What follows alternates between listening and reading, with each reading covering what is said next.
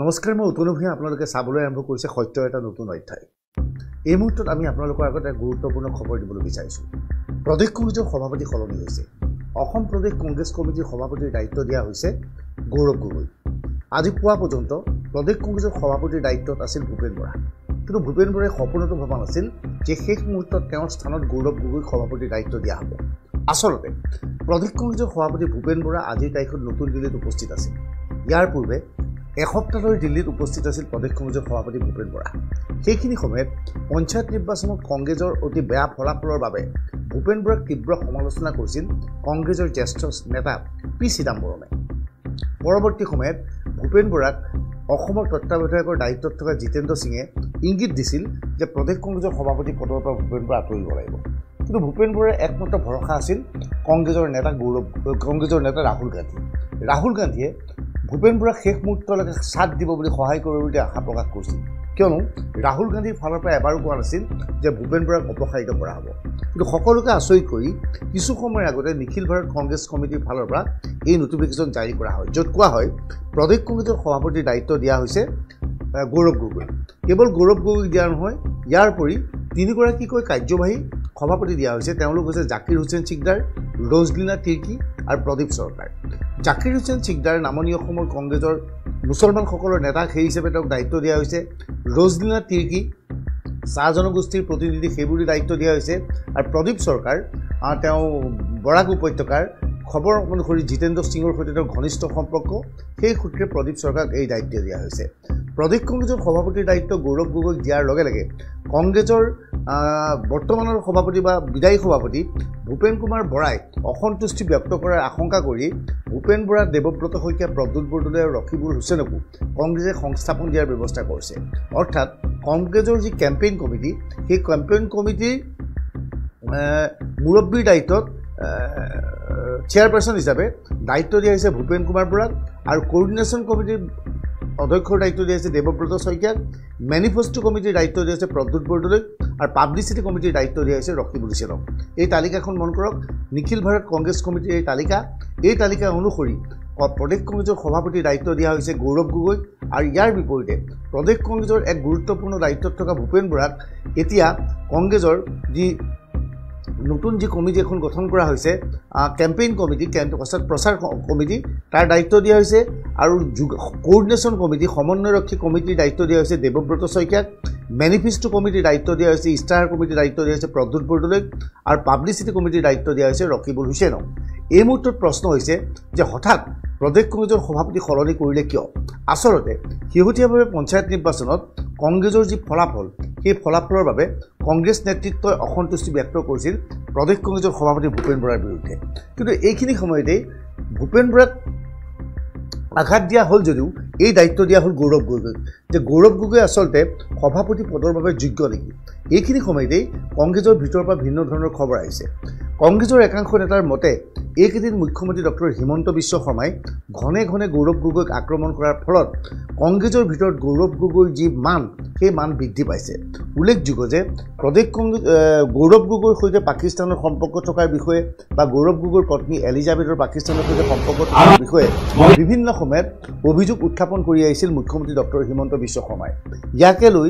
গৌৰৱ গগৈৰ শিবিৰে ৰাজধানী নতুন দিল্লীত কংগ্ৰেছৰ মাজত এনে এক প্ৰচাৰ চলাইছিল যে আচলতে মুখ্যমন্ত্ৰী হিমন্ত বিশ্ব শৰ্মা ভীতিগ্ৰস্ত হৈ পৰিছে গৌৰৱ গগৈৰ কাম কাজত।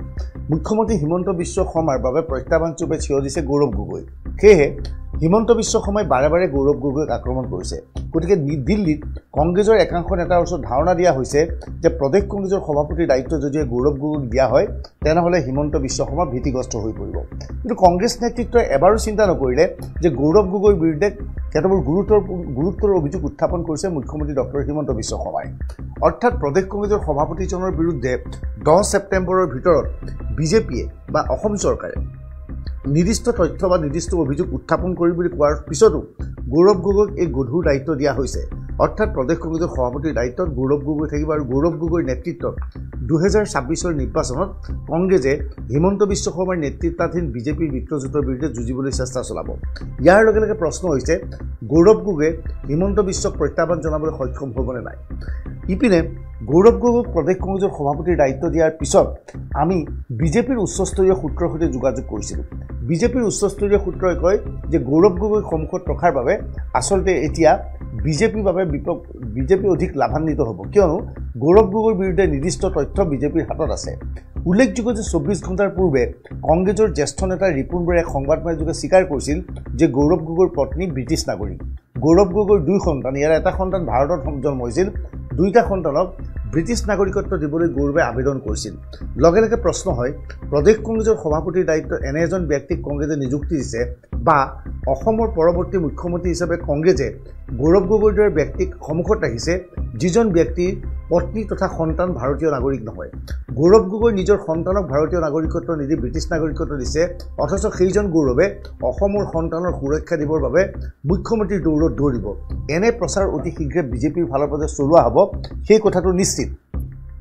আচলতে প্ৰদেশ কংগ্ৰেছৰ সভাপতি ভূপেন বৰাই আজি পুৱা পৰ্যন্ত ধাৰণা কৰা নাছিল যে সভাপতি পদৰ পৰা তেওঁক অপসাৰণ কৰা হ'ব। সভাপতিৰ দায়িত্ব তেওঁ থাকিব বুলি ভাবিছিল আৰু ভূপেন বৰাৰ ঘনিষ্ঠ সূত্ৰই দাবী কৰিছিল যে কেম্পেইন কমিটিৰ অধ্যক্ষৰ দায়িত্বত গৌৰৱ গগৈক দিয়া হ'ব আৰু সত্যহতে প্ৰদেশ কংগ্ৰেছৰ সভাপতিৰূপে ভূপেন বৰাই থাকিব। কিন্তু মূলতঃ কংগ্ৰেছৰ জ্যেষ্ঠ নেতা জিতেন্দ্ৰ সিঙৰ তৎপৰতাত এনেধৰণৰ ঘটনা সংঘটিত হ'ল। জিতেন্দ্ৰ সিঙে আচলতে প্ৰদেশ কংগ্ৰেছৰ সভাপতিৰ দায়িত্বত গৌৰৱ গগৈক দিব বিচাৰিলে আৰু ভূপেন বৰাক কেম্পেইন কমিটিৰ এতিয়া সভাপতিৰ দায়িত্ব দিলে, অৰ্থাৎ ভূপেন বৰাকো সভাপতিৰ পদমৰ্যাদা দিয়া হ'ল। কিন্তু প্ৰশ্ন হৈছে এই কেম্পেইন কমিটি বা প্ৰচাৰ সমিতি বা মেনিফেষ্টো কমিটিৰ সভাপতিজন প্ৰদেশ কংগ্ৰেছৰ সভাপতিৰ সমকক্ষ হ'ব পাৰিব নেকি? প্ৰদেশ কংগ্ৰেছৰ সভাপতিৰ দৰে গুৰুত্বপূৰ্ণ দায়িত্ব পোৱাৰ পিছত সাধাৰণতে সেই সভাপতিজনে পৰৱৰ্তী সময়ত নিখিল ভাৰত কংগ্ৰেছ কমিটিৰ স্থান পায়। কিন্তু ভূপেন বৰাক কাৰ্যত অপমানিত কৰিলে কংগ্ৰেছ নেতৃত্বই। ভূপেন বৰাক প্ৰদেশ কংগ্ৰেছৰ সভাপতি পদৰ পৰা অপসাৰিত কৰি নিখিল ভাৰত কংগ্ৰেছ কমিটিলৈ সন্মান সহকাৰে নিব লাগিছিল যদিও সেই দায়িত্ব দিয়াৰ পৰিৱৰ্তে তেওঁক এখন সৰু সমিতি কৰি কেম্পেইন কমিটিৰ অধ্যক্ষৰ দায়িত্ব দিয়া হ'ল। ইয়াৰ জৰিয়তে কংগ্ৰেছ নেতৃত্বই আচলতে ক'ব বিচাৰিছে 2026 নিৰ্বাচনত গৌৰৱ গগৈক সন্মুখত লৈ মুখ্যমন্ত্ৰী হিমন্ত বিশ্ব শৰ্মাৰ বিৰুদ্ধে কংগ্ৰেছ যুঁজিবলৈ সাজু আছে। উল্লেখযোগ্য যে বিগত লোকসভা নিৰ্বাচনৰ সময়ত কংগ্ৰেছে হিন্দু বেল্টত সম্পূৰ্ণৰূপে ধাৰাশায়ী হৈ পৰিছিল, কিন্তু ইয়াৰ বিপৰীতে কেৱল গৌৰৱ গগৈৰ তৎপৰতাত যোৰহাট লোকসভা সমষ্টিত অভাৱনীয় ভাল ফলাফল দেখুৱাবলৈ সক্ষম হৈছিল কংগ্ৰেছে। লগে লগে উজনিৰ হিন্দু বেল্টৰ মাজতো গৌৰৱ গগৈৰ জনপ্ৰিয়তা বৃদ্ধি পাইছিল। মুখ্যমন্ত্ৰী হিমন্ত বিশ্ব শৰ্মাক বেয়া পোৱা বা বিজেপি বিৰোধী শিবিৰে গৌৰৱ গগৈক সন্মুখত দেখি ভাবিছিল যে গৌৰৱ গগৈয়ে কংগ্ৰেছৰ নেতৃত্ব ল'ব পাৰিব। কিন্তু শেহতীয়াভাৱে পঞ্চায়ত নিৰ্বাচনত গৌৰৱ গগৈৰ অধীনস্থ যোৰহাট লোকসভা সমষ্টিত কংগ্ৰেছৰ দুৰাৱস্থাৰ পিছত গৌৰৱ গগৈৰ প্ৰতি আস্থা বহুতে হেৰুৱাইছিল। আনকি গৌৰৱ গগৈৰ পিতৃ তৰুণ গগৈ দুৰ্গ বুলি পৰিচিত তিতাবৰতো শোচনীয়ভাৱে কংগ্ৰেছ পঞ্চায়ত নিৰ্বাচনত পৰাস্ত হৈছিল। কিন্তু তৎসত্ত্বেও গৌৰৱ গগৈয়ে ভাল ফল দেখুৱাব নোৱাৰাৰ পিছতো প্ৰদেশ কংগ্ৰেছৰ সভাপতি পদত ভূপেন বৰাৰ স্থানত এতিয়া গৌৰৱ গগৈক নিযুক্তি দিয়া হ'ল কংগ্ৰেছৰ নেতৃত্বৰ ফালৰ পৰা। কংগ্ৰেছৰ নেতৃত্বই আশা প্ৰকাশ কৰিছে গৌৰৱ গগৈক সন্মুখত ৰাখি 2026 নিৰ্বাচনত তীব্ৰ গতিৰে বিজেপিৰ বিৰুদ্ধে প্ৰতিদ্বন্দ্বিতা কৰিব পাৰিব কংগ্ৰেছে। কিন্তু এইখিনি সময়তে প্ৰশ্ন হৈছে গৌৰৱ গগৈক সভাপতিৰ দায়িত্ব দিয়াৰ পিছত নিৰ্বাচন যিহেতু আমাৰ এপ্ৰিল মে মাহত অনুষ্ঠিত হ'ব, মুখ্যমন্ত্ৰীয়ে ঘোষণা কৰিছে 10 ছেপ্টেম্বৰ তাৰিখে গৌৰৱ গগৈৰ বিৰুদ্ধে নিৰ্দিষ্ট তথ্য দাখিল কৰা হ'ব। যদিহে সেই সময়ত বিস্ফোৰক তথ্য চৰকাৰে দাখিল কৰে তেনেহ'লে কংগ্ৰেছৰ বাবে এইটো এটা বুমেৰাং বা এক ফ্ৰেংকেনষ্টাইন হ'বলৈ বা বিপদত পৰিব নেকি? কিয়নো তেওঁলোকৰ সভাপতিজনৰ বিৰুদ্ধে যদিহে SITৰ জৰিয়তে ৰাজ্য চৰকাৰে নিৰ্দিষ্ট তথ্য আনিব পাৰে তেনেহ'লে 2026 নিৰ্বাচনত স্বাভাৱিকতেই কংগ্ৰেছ বিপদত পৰিব। আচলতে প্ৰদেশ কংগ্ৰেছৰ সভাপতি ভূপেন বৰাৰ শিবিৰটোৱে আশা প্ৰকাশ কৰিছিল যে গৌৰৱ গগৈৰ বিৰুদ্ধে যি ধৰণে অভিযোগ উত্থাপন হৈছে এই অভিযোগৰ পিছত নিখিল ভাৰত কংগ্ৰেছ কমিটিৰ ফালৰ পৰা গৌৰৱ গগৈৰ সভাপতিৰ দায়িত্ব দিয়া নহ'ব, হয়তো তেওঁক কেম্পেইন কমিটিৰ দায়িত্ব দিয়া হ'ব। কিন্তু ভূপেন বৰাৰ শিবিৰৰ সকলো অংক ভুল হ'ল আৰু কংগ্ৰেছে ইতিমধ্যে সিদ্ধান্ত গ্ৰহণ কৰিলে যে প্ৰদেশ কংগ্ৰেছৰ নেতৃত্ব এতিয়া ভূপেন বৰাই নহয় বৰঞ্চ প্ৰদেশ কংগ্ৰেছৰ নেতৃত্ব ল'ব গৌৰৱ গগৈয়ে। এতিয়া গৌৰৱ গগৈৰ নেতৃত্বত কংগ্ৰেছে আগন্তুক নিৰ্বাচনত হিমন্ত বিশ্ব শৰ্মাৰ বিৰুদ্ধে যুঁজিব পাৰিবনে নাই সেয়া এক প্ৰশ্নৰ বিষয় আছে। এইখিনি সময়তেই গৌৰৱ গগৈৰ সাংগঠনিক স্থিতি কিমান শক্তিশালী তাক লৈ বিভিন্ন প্ৰশ্ন উত্থাপন হৈছে। ইয়াৰ পূৰ্বে গৌৰৱ গগৈয়ে কলিয়াবৰ লোকসভা সমষ্টিক প্ৰতিনিধিত্ব কৰিছিল। বিগত সময়ছোৱাত বিগত পূৰ্বে যেতিয়া 10 বছৰ কলিয়াবৰ লোকসভা সমষ্টিৰ সাংসদৰূপে গৌৰৱ গগৈ নিৰ্বাচিত হৈ আহিছিল সেই সময়ত সমষ্টিত গৌৰৱ গগৈ কেতিয়াবাই দেখা গৈছিল আনকি এই সমষ্টিটোত ব্যাপক হাৰত ধৰ্মীয় সংখ্যালঘু আছে যদিও ঈদৰ সময়ত গৌৰৱ গগৈক প্ৰায়ে নিজ সমষ্টিত দেখা পোৱা নগৈছিল ঠিক একেদৰে এইবাৰ তেওঁ যোৰহাট লোকসভা সমষ্টিৰ পৰা বিজয়ী হোৱাৰ পিছত যোৰহাটৰ স্থানীয় লোকসকলে গৌৰৱক অনবৰতে কাষত পাম বুলি ভাবিছিল কিন্তু যোৰহাটবাসীৰ অধিকাংশ লোকৰ অভিযোগ যে গৌৰৱ গগৈক সমষ্টিবাসীয়ে নিচেই কাষৰ পৰা নাপায় গৌৰৱক নাপায় গৌৰৱ খুব কমহে সমষ্টিলৈ আহে মুখ্যমন্ত্ৰী হিমন্ত বিশ্ব শৰ্মাই গৌৰৱ গগৈক সমালোচনা কৰি কৈছিল যে বিহুত চান্দা দিব লাগে বুলি গৌৰৱ গগৈ নিজ সমষ্টিলৈ নাহে এতিয়া প্ৰশ্ন হৈছে প্ৰদেশ কংগ্ৰেছৰ সভাপতিৰ দায়িত্ব লোৱাৰ পিছত গৌৰৱ গগৈয়ে দিল্লীত অধিক সময় দিব নে অসমত অধিক সময় দিব প্ৰদেশ কংগ্ৰেছৰ সভাপতিৰ দায়িত্ব লৈ প্ৰতিটো অঞ্চলত ভ্ৰমণ কৰি আসলে গৌৰৱ গগৈয়ে কংগ্ৰেছক শক্তিশালী কৰিব পাৰিবনে নাই এইখিনি সময়তেই 2026 নিৰ্বাচনৰ পূৰ্বে বিৰোধী মিত্ৰদলক লৈ বিভিন্ন প্ৰশ্নৰ উদ্বেগ হৈছে যে 2026 বিৰোধী সবিৰ একত্ৰিত হোৱাৰ প্ৰতি গুৰুত্ব আৰোপ কৰিছিল প্ৰদেশ কংগ্ৰেছৰ পূৰ্বৰ সভাপতি ভূপেন বৰাই ইয়াৰ বিপৰীতে অখিল গগৈ বা ৰাইজৰ দলৰ সংক্ৰান্তত গৌৰৱ গগৈ ভিন্ন সময়ত ভিন্ন স্থিতি বা ভিন্ন বক্তব্য আগবঢ়াই আহিছিল আনকি মুকলিভাৱে শেহতীয়াভাৱে গৌৰৱ গগৈক সমালোচনা কৰিছিল অখিল গগৈ এটা প্ৰদেশ কংগ্ৰেছৰ সভাপতিৰ দায়িত্ব গৌৰৱ গগৈ লোৱাৰ পিছত অখিল গগৈ ৰাইজৰ দলৰ সৈতে কংগ্ৰেছৰ সম্পৰ্ক কেনে হয় সেয়া প্ৰশ্নৰ বিষয় হৈ পৰে তাৎপৰ্যপূৰ্ণভাৱে আজি পুৱাৰ ভাগত জাতীয় পৰিষদৰ নেতা লুৰিণজ্যোতি গগৈও গৌৰৱ গগৈক পাকিস্তানৰ নাগৰিক সংক্ৰান্তত মুখ্যমন্ত্ৰী যিবোৰ অভিযোগ উত্থাপন কৰিছে সেই অভিযোগ সংক্ৰান্তত নিজৰ স্থিতি স্পষ্ট কৰিবলৈ আহ্বান জনাইছিল অৰ্থাৎ গৌৰৱ গগৈৰ ভূমিকাত লুৰিণজ্যোতি গগৈ অখিল গগৈ আদি কিমান সুখী তাক লৈ প্ৰশ্নৰ সৃষ্টি হৈছে উল্লেখযোগ্য যে অখিল গগৈয়ে বিভিন্ন সময়ত তিনি গগৈ একত্ৰিত হোৱাৰ কথা কৈছিল কিন্তু আজিৰ তাৰিখত দেখা গ'ল যে কংগ্ৰেছৰ সভাপতিৰ দায়িত্ব ল'লে এজন গগৈ অৰ্থাৎ গৌৰৱ গগৈ জাতীয় পৰিষদৰ সভাপতিৰ দায়িত্বত আছে এজন গগৈ সেইজন হৈছে লুৰিণজ্যোতি গগৈ আৰু ৰাইজৰ দলৰ সভাপতিৰ দায়িত্বত আছে এজন গগৈ সেইজন হৈছে অখিল গগৈ এনে সময়ত তিনি গগৈ একত্ৰিত হৈ হিমন্ত বিশ্ব শৰ্মাৰ নেতৃত্বাধীন চৰকাৰখনৰ বিৰুদ্ধে যুঁজিব পাৰিব নাই সেয়া এক প্ৰশ্নৰ বিষয় হৈ পৰিছে এই মুহূৰ্তত আন কেতবোৰ প্ৰশ্ন সন্মুখলৈ আহিছে যে কংগ্ৰেছে এই ধৰণে ৱৰ্কিং প্ৰেচিডেণ্ট দিছে কিয় তিনিজনকৈ ৱৰ্কিং প্ৰেচিডেণ্ট দিছে কিয় আচলতে ৱৰ্কিং প্ৰেচিডেণ্টৰ এই ধাৰণাটো জিতেন্দ্ৰ সিঙৰ পুৰণি ইয়াৰ পূৰ্বে জিতেন্দ্ৰ সিং উৰিষ্যাৰ কংগ্ৰেছৰ পৰ্যবেক্ষকৰ দায়িত্বত আছিল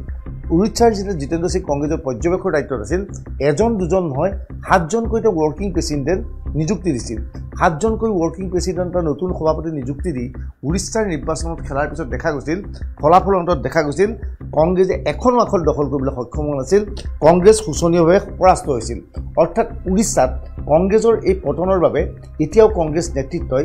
ঘনে ঘনে জিতেন্দ্ৰ সিঙক গালি দিব বিচাৰে কিন্তু সেইজন জিতেন্দ্ৰ সিঙেই উৰিষ্যাৰ দৰে এক ফৰ্মুলা বলবৎ কৰি অসমতো তিনিজনকৈ ৱৰ্কিং প্ৰেচিডেণ্ট দিলে আৰু আন 4জনক বিভিন্ন কমিটিৰ চেয়াৰমেনৰ দায়িত্ব দিলে অৰ্থাৎ তেওঁ ক'ব বিচাৰে জিতেন্দ্ৰ সিঙৰ অংকটো হ'ল কংগ্ৰেছৰ নেতৃত্বই যাতে একত্ৰিতভাৱে যুঁজে তাৰ বাবে বিভিন্নজনক বিভিন্ন দায়িত্ব দি কংগ্ৰেছ এটা টিমৰ দৰে যুঁজিব কিন্তু বাস্তৱ সত্যটো হ'ল অপ্ৰত্যাশিতভাৱে ভূপেন বৰাক সভাপতি পদৰ পৰা অপসাৰণ কৰাৰ লগে লগে ভূপেন বৰাৰ শিবিৰটোৱে এটা গৌৰৱ গগৈক সঁহাৰি দিয়ে নে নাই প্ৰশ্নৰ বিষয় সন্মুখত মাত্ৰ 10টা মাহ ইতিমধ্যে কংগ্ৰেছৰ ভিতৰচত আমি বিভিন্ন লবিকেন্দ্ৰিক ৰাজনীতি দেখিছোঁ এই লবিকেন্দ্ৰিক ৰাজনীতিৰ মাজত দেখা গৈছিল ভূপেন বৰাৰ নিজস্ব এটা লবি বা এটা শিবিৰ আছে গৌৰৱ গগৈৰ নিজস্ব লবি বা শিবিৰ আছে প্ৰদ্যুৎ বৰদলৈৰ নিজস্ব লবি শিবিৰ আছে ৰকিবুল হুছেইনৰ আছে আৰু একেধৰণে দেৱব্ৰত শইকীয়াৰ লবি এটা আছে বুলি দেখা গৈছে এতিয়া কংগ্ৰেছ নেতৃত্বই এই আটাইবোৰ লবি যাতে একত্ৰিত ৰূপত থাকে তাৰে অংক কৰি এখন নতুন কমিটি গঠন কৰিছে এবাৰ কমিটিখন দৰ্শকসকলক জ্ঞাতাৰ্থে পুনৰ দেখুৱাব বিচাৰিছোঁ নিখিল ভাৰত কংগ্ৰেছ কমিটিৰ ফালৰ পৰা জাৰি কৰা কমিটিখনত কোৱা হৈছে প্ৰদেশ কংগ্ৰেছৰ সভাপতিৰ দায়িত্বত থাকিব গৌৰৱ গগৈ কাৰ্যবাহী সভাপতিৰ দায়িত্বত থাকিব জাকিৰ হুছেইন চিকদাৰ ৰজলীনা তিৰ্কী আৰু প্ৰদীপ চৰকাৰ ইয়াত প্ৰদীপ চৰকাৰক বঙালী সম্প্ৰদায়ৰ প্ৰতিনিধিৰ পৰা স্থান দিয়া হৈছে ৰজলীনা তিৰ্কীক চাহ জনগোষ্ঠীৰ প্ৰতিনিধি হিচাপে দিয়া হৈছে আৰু জাকিৰ হুছেইন চিকদাৰক মুছলমানসকলৰ প্ৰতিনিধি হিচাপে দিয়া হৈছে এই কমিটিখনৰ শেষৰ ফালে দেখা গৈছে এখন কেম্পেইন কমিটি গঠন কৰা হৈছে প্ৰচাৰ কমিটিৰ অধ্যক্ষৰ দায়িত্বত থাকিব ভূপেন বৰা দৰ্শকৰ জ্ঞাতাৰ্থে জনাওঁ আজি পৰ্যন্ত যিজন ব্যক্তি প্ৰদেশ কংগ্ৰেছৰ সভাপতিৰ দায়িত্বত আছিল সেইজন ব্যক্তিৰ আচলতে পদৰ অৱনমিত কৰি তেওঁক এখন সৰু কমিটি কেম্পেইন কমিটিৰ অধ্যক্ষৰ দায়িত্ব দিয়া হৈছে ঠিক তেনেকৈ কংগ্ৰেছত এক শক্তিশালী লবিৰ সৃষ্টি কৰা দেৱব্ৰত শইকীয়াক কোৰ্ডিনেশ্যন কমিটি বা সমন্বয়ৰক্ষী কমিটিৰ অধ্যক্ষৰ দায়িত্ব দিয়া হৈছে নিৰ্বাচনৰ বাবে এতিয়াও 10 মাহ বাকী আছে কিন্তু কংগ্ৰেছে ৰকিবুল হুছেইনক সন্তুষ্ট কৰিবৰ বাবে যাতে তেওঁক সভাপতি এটা পদ লাগে গতিকে মেনিফেষ্টো কমিটিৰ সভাপতি দিছে বা ইষ্টাৰ কমিটিৰ সভাপতি দিছে আৰু শক্তিশালী মেনিফেষ্টো কমিটিৰ প্ৰদ্যুৎ বৰদলৈক দিছে আৰু ৰকিবুল হুছেইনক পাব্লিচিটি কমিটিৰ প্ৰচাৰ সমিতিৰ সভাপতিৰ দায়িত্ব দিয়া হৈছে মই প্ৰশ্ন কৰিব বিচাৰিছোঁ প্ৰদেশ কংগ্ৰেছৰ সভাপতিৰ সৈতে এই campaign committee coordination committee manifesto committee অথবা পাব্লিচিটি কমিটিৰ অধ্যক্ষজনৰ স্থান একে নেকি স্বাভাৱিকতেই নহয় আচলতে প্ৰদেশ কংগ্ৰেছৰ সভাপতি ভূপেন বৰাক সভাপতি পদৰ পৰা অপসাৰিত কৰি কংগ্ৰেছে নিখিল ভাৰত কংগ্ৰেছ কমিটিত এক সম্পাদকৰ পদ দিয়াটো প্ৰয়োজন আছিল যদিও দেখা গ'ল ভূপেন বৰাৰ পাৰফৰ্মেন্সৰ প্ৰতি চকু ৰাখি কংগ্ৰেছ নেতৃত্বই তেওঁক দিল্লীৰ দায়িত্ব দিয়াৰ পৰিৱৰ্তে এখন সৰু কমিটিৰ অধ্যক্ষৰ দায়িত্ব দিলে অৰ্থাৎ এই কমিটিখনৰ অধ্যক্ষ হিচাপে 2026ৰ নিৰ্বাচন খেলিব লাগিব ভূপেন বৰাই এই কমিটিখনৰ পৰা এটা কথা স্পষ্ট হৈ পৰিছে যে 2026ত কংগ্ৰেছে মুখ্যমন্ত্ৰীৰ পদপ্ৰাৰ্থী হিচাপে সন্মুখত ভূপেন বৰা বা প্ৰদ্যুৎ বৰদলৈক নহয় প্ৰদেশ কংগ্ৰেছৰ মুখ্যমন্ত্ৰীৰ পদপ্ৰাৰ্থী হিচাপে কংগ্ৰেছে সন্মুখত ৰাখিব বিচাৰিছে গৌৰৱ গগৈ অৰ্থাৎ কংগ্ৰেছ নেতৃত্বই ভাবে যে গৌৰৱ গগৈ কাম কাজত চিন্তিত হৈ পৰিছে মুখ্যমন্ত্ৰী ডক্টৰ হিমন্ত বিশ্ব শৰ্মা সেয়েহে হিমন্ত বিশ্ব শৰ্মাই ঘনে ঘনে গৌৰৱ গগৈক আক্ৰমণ কৰে এই প্ৰচাৰটো ৰাজধানীৰ নতুন দিল্লীত চলোৱা হৈছিল আৰু গৌৰৱ গগৈৰ সপক্ষে থকা আইটি সেলৰ একাংশ লোকেও কংগ্ৰেছৰ নেতাসকলৰ মাজত এনে এক বাৰ্তা জনাইছিল যে গৌৰৱ গগৈক হিমন্ত বিশ্ব শৰ্মাই ভয় কৰে সেয়েহে গৌৰৱ গগৈৰ বিৰুদ্ধে হিমন্ত বিশ্ব শৰ্মাই বিভিন্ন সময়ত মন্তব্য কৰে গৌৰৱ গগৈৰ বিৰুদ্ধে পাকিস্তানলৈ যোৱাৰ অভিযোগ উত্থাপন কৰা হৈছে যদিও ইয়াৰ বিৰুদ্ধে এই সংক্ৰান্তত সঠিক স্পষ্টীকৰণ এই পৰ্যন্ত গৌৰৱ গগৈয়ে দিব পৰা নাই গতিকে যি কি নহওক 2026ৰ নিৰ্বাচনৰ পূৰ্বে কংগ্ৰেছ সলনি হ'ল এই কমিটিক বা এটা কথা সৃষ্টি স্পষ্ট হৈছে যে হিমন্ত বিশ্ব শৰ্মা চৰকাৰৰ বিৰুদ্ধে এটা যুঁজিবলৈ কংগ্ৰেছে সন্মুখত এজন নতুন নেতা ৰাখিছে সেই নতুন নেতাজনেই হৈছে গৌৰৱ গগৈ অৰ্থাৎ গৌৰৱ গগৈ এতিয়া যুঁজিব লাগিব হিমন্ত বিশ্ব শৰ্মাৰ নেতৃত্বাধীন চৰকাৰখনৰ বিৰুদ্ধে কিন্তু দৰ্শকৰ জ্ঞাতাৰ্থে জনাওঁ সদ্য সমাপ্ত পঞ্চায়ত নিৰ্বাচনত গৌৰৱ গগৈয়ে কিন্তু